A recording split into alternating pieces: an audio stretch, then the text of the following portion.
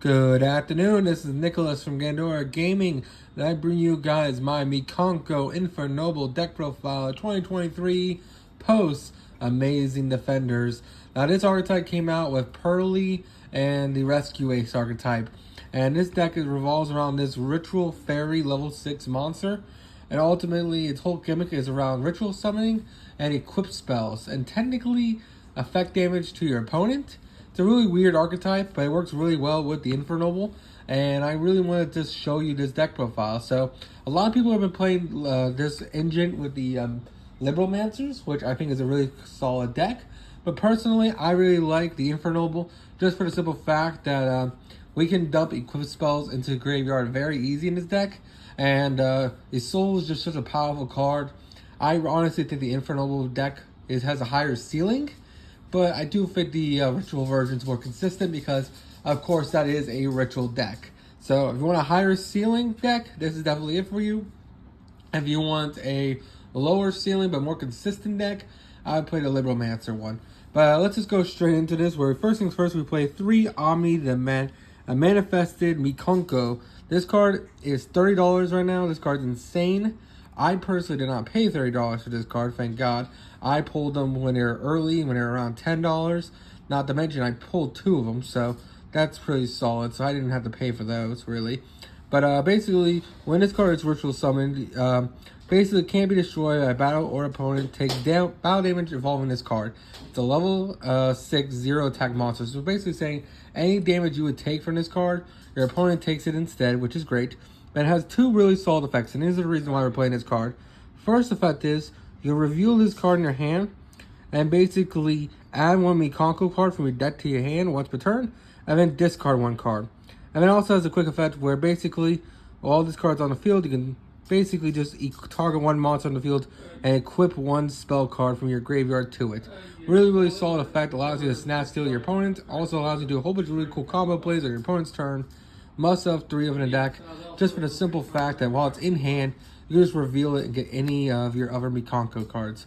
Really solid card in general, and is a must-have 3 of the deck. Next, we're playing 2 Immortal Phoenix Gearfried. Gearfried is a solid boss monster. I've seen some lists play him at 3, some lists play him at 1. I think 2 is the perfect amount. You want to see him in hand, but you don't want to draw 2 of them, because he is a brick, considering. Not to mention our normal Infernoble combo can't search him quite easily. But the reason why you do want to see him in hand is because he is an extra negate for monsters while he has an equip spell onto him. Not to mention he's a 3000 beat stick who, when he battles, he basically equips an opponent's monster onto him, which is also really solid. And his summoning condition is super easy. He just banishes the equip spell from grave. Free summon on the field, 3000 attack. Really solid boss monster. I just wish he was more searchable. Besides the soul. So that's why we're playing as a 2-0. So just in case we open it, we can just summon the thing as a boss monster. But if not, it's a turn 2 play, and allows us to have a really great boss monster on the field. So next we have the Infernobles. We're playing 1 Infernoble Ogre. This card is solid. It comes up in our combos, but basically, while this card is equipped to equipped to 1 of your monsters, it can be destroyed by card effects, basically, which is really solid effect. But the main effect that's most important is when this card is normal summoned or special summoned, once per turn, you can basically send 1 Noble Knight or 1 Fire Monster, except herself, from your deck to graveyard, which is really solid. So it's a foolish burial for the archetype, and overall it's a great monster in general. Also, when this card's engraved, you can just equip it to a effect monster, warrior, of course, you control, which is also really solid. We're also playing 2 Oliver. Oliver is another fantastic card. Basically, he's a warrior tuner, but becomes a level 1 when he special summon. And he can special summon himself by sending 1 fire warrior or equipped spell from your hand or face up on the field to grave, which is really cool as an extender. And ultimately, he's just a level 1 dude that allows you to do multiple plays and is a must-have 2 of in the deck. I've seen some people play it at 3, some people play it as a 1 of. I think 2 of is just fine. We want to see it, but since it's a once per turn, you kind of just want to not see it too much. Same thing with Redon. I've seen some people play 3 of this guy. I've seen some people play 1 of this guy. This guy is solid as hell. Basically, if you control a fire monster, special summon this guy onto the field, and then this card is treated as a tuner.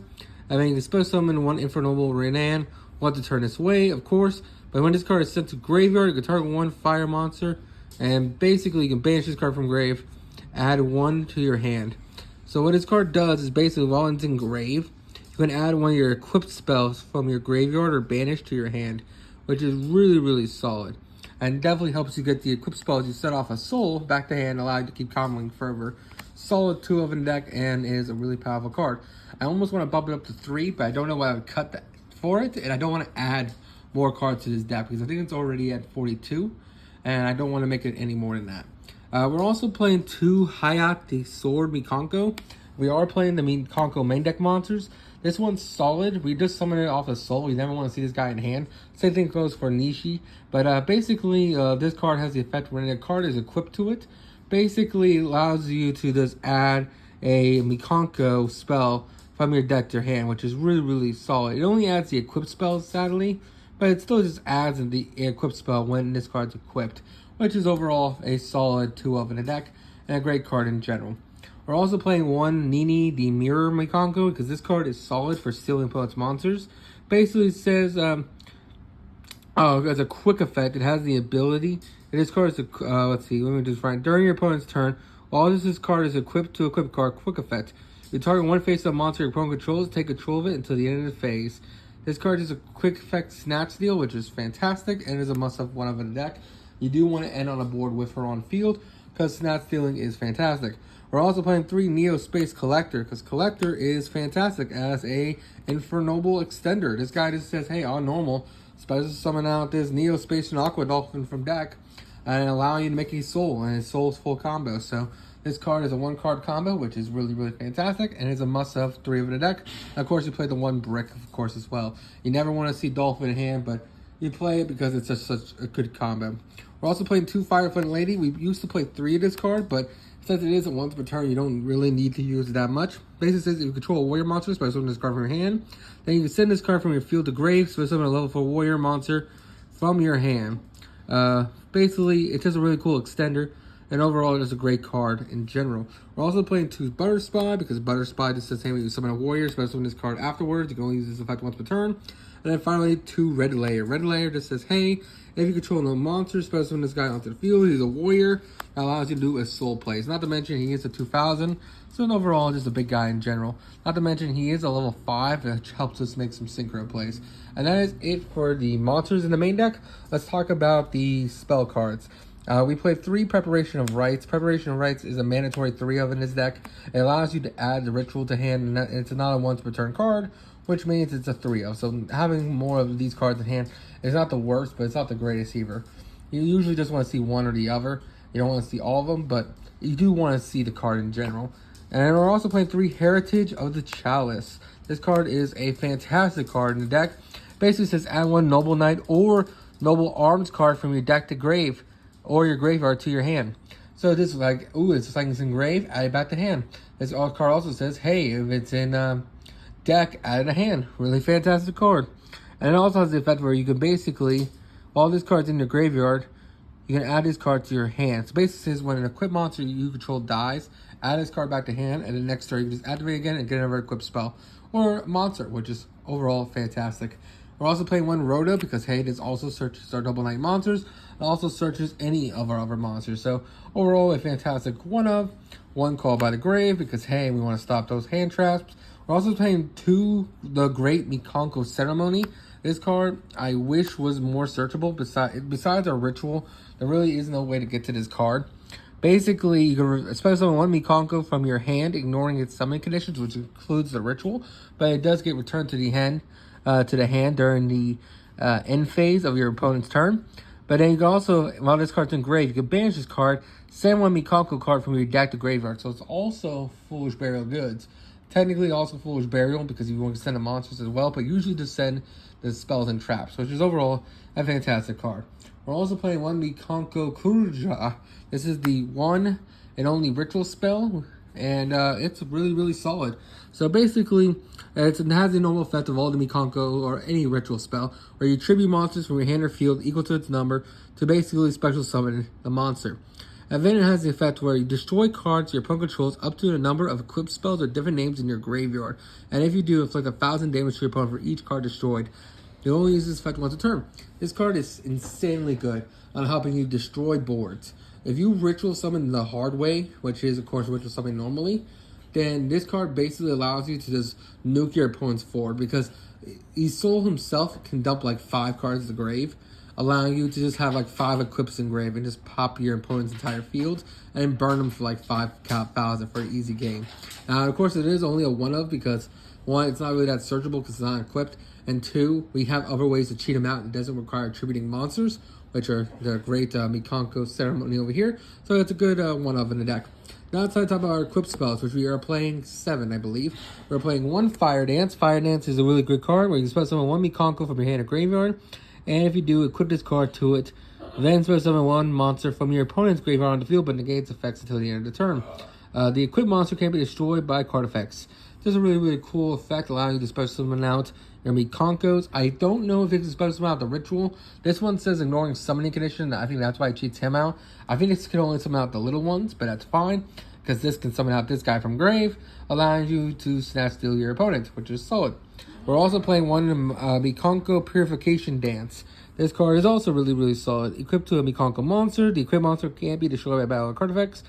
If the monster is special summoned from your opponent's field, except during the damage step, you can target 1 monster you control and 1 monster your opponent controls, return them to the hand. It's a quick effect compulse. Overall, a fantastic card in general. We're also playing the Snatch Steal, which is fantastic. Mikanko Reflection Rodo, equipped only to your opponent's monsters. While you control a Mikanko monster, take control of that monster. Neither player can activate the effects of the equipped monster while you control it. And when this card leaves the field, send that monster to the grave. Really, really solid card in general, and is a must-have 1-of in the deck. Now, this next card can be played as a 3-of, a 2-of, or a 4-of. We don't really know. This is Mikanko Water Acutis. The equipped monster can be destroyed by battle or card effects. During your main phase, you can special summon 1 Mikanko monster from your hand deck with a different original name than this card. And if you do equip it to this card, then return the monster that was previously equipped to the hand. Basically says, hey, when you activate this card, bounce whatever it was equipped to, especially summon 1 of these guys from deck. Overall, a fantastic card in general, and a good 1-of in the deck. And then finally, 3 Durandal. Durandal is a fantastic card, allowing you to basically just special summon, well, not special summon, my apologies, allows you to basically add 1 level 5 or lower fire monster from your deck to hand, which is fantastic. And this card is sent to graveyard because it was equipped.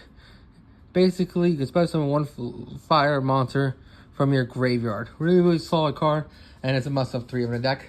That is it for the main deck. Now it's time to go over the extra deck. Alright, so now it's time to go over the extra deck. Now, I'm not going to lie, this is not the best extra deck. This is the most optical extra deck. This is the extra deck I have on standby. Most of these cards I agree with. Some of them I don't. And you can definitely take them out. For example, I'm definitely playing Charles, but this Power Tool Dragon probably should be Fenrir. Not Fenrir, my apologies. Should be Baron. But Baron is still expensive as hell, and I don't want to buy that card. So, for now, this is just this guy. Power Tool Braver Dragon, which is a cheap alternative, because he does revolve around the deck of equipped spells. And overall, I think it's a really powerful card in general. But, you know, it's not Baron, you know what I mean? But, of course, we're playing Charles, because Charles is insane as a level 10, which basically allows us to equip Noble Knights to him. And basically, he used to be a card of a hand-looping deck. But that's no longer the case, because Smoke Grenade of the Thief is a banned card. So, he's a good 1-of. Same thing with this guy. This should be Baron, but again, I don't own a Baron. We have the 1 Boros Sword as a monster negate. 1 Drago, because, like, hey, banishing is great. Not to mention he helps go for game, because he attacks twice, and he gets bigger. Playing the 1 Black Rose and 1 FA Dawn Dragster, because, hey, we can make 7s pretty easy in this deck. Dawn Dragster just negates spells, nukes the board. Herald of Arclight, because, hey, we can make 4s really easy. And this is basically a macro Cosmos, or a mini macro, not to mention so we also put 1 Cupid Pitch to help modulate our levels, to help us climb into our higher synchros. And now we're talking about the links. We're playing the 1 Appaloosa, the 1 Nightmare Unicorn, the 1 Nightmare Phoenix, the 2 of Soul, because Soul is the heart and soul of this deck, because you can't play Infernoble without this card, the 1 Link Karibo, and then finally 1 Abyss Drawer, just because it's mandatory this format. We just need to stop the graveyard for tier elements, and this is definitely a way to do it. So that's it for the extra deck. I hope you all enjoy. Again, that should probably be a Baron, but other than that, it's deck solid. You might have to add a Bowl Sword in here, or Axis Code as well, to help clear boards. but I felt like going for damage wasn't really a hard thing for this deck, just because the Mikankos do burn damage when they attack into monsters. So I don't think it's that hard to really kill your opponent when it comes to damage. I just feel like this deck has the biggest issue just making its board, because this deck can get disrupted very easily with all the hand traps in the format, not to mention going second is a hell of a thing to do. So I think this deck is solid, really powerful. I can't wait for people to keep experimenting with it. Hope you all enjoy, and see you all in the next one. Bye-bye.